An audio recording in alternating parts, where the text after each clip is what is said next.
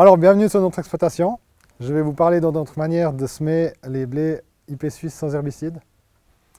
Cela fait 5 ans qu'on a commencé avec l'épeautre, le pur épeautre sans herbicide.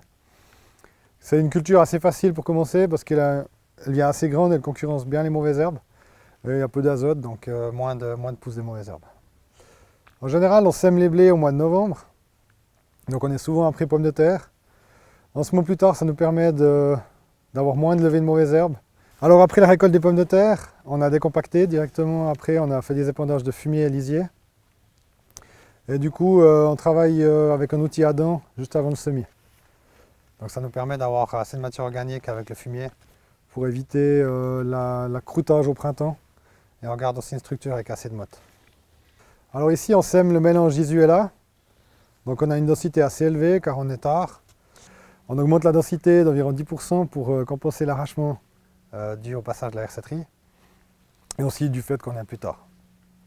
Alors en général, là je sème à 2 cm de profond, ce qui est plus ou moins standard, vu qu'on ne fait pas de passage d'hersetterie en automne. Pour un semis précoce, une profondeur de 3 à 4 cm est conseillée pour pouvoir passer un coup d'hersetterie pour que le blé soit assez enraciné et qu'il n'y ait pas d'effet d'arrachement. Et si vraiment on veut faire un passage d'hersetterie en prélevé, il faut vraiment atteindre 4 cm, car on va quand même gratter 1,5 cm et on va éviter comme ça d'arracher les jeunes plantules. Alors il faut essayer de faire un terrain le plus plat possible.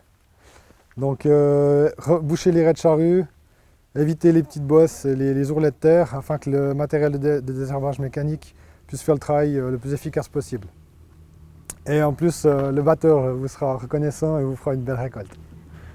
Alors en général, on essaie de passer la première fois avec la hersetterie dès le début de l'année, janvier-février, dès que les conditions le permettent en fait, même si le blé n'est pas très avancé. Il faut vraiment garder de l'avance par rapport aux mauvaises herbes. Donc si on a une plage où c'est ressuyé et qu'on a 2-3 jours de beau derrière, il ne faut pas hésiter à y aller parce qu'on ne sait pas quand c'est qu'on pourra y retourner. Alors en général, on passe 2 à 3 fois. On profite de mettre l'engrais juste avant pour bien incorporer l'engrais au sol et le mélanger pour éviter les pertes d'ammoniac. Et au troisième passage, on fait des sous-semis avec un petit semoir centrifuge à l'avant, ce qui permet de couvrir le sol jusqu'à la moisson et jusqu'à la culture suivante. On a aussi loué dans les comas de la région, ce qui permettait d'avoir des roues rotatives ou des hersetteries rotatives. Et cette année, avec mes collègues, avec 2 collègues, on a acheté notre hersetterie de 6 mètres, ce qui nous permet de passer un peu plus souvent au bon moment et de pouvoir essayer de faire des essais sur d'autres cultures.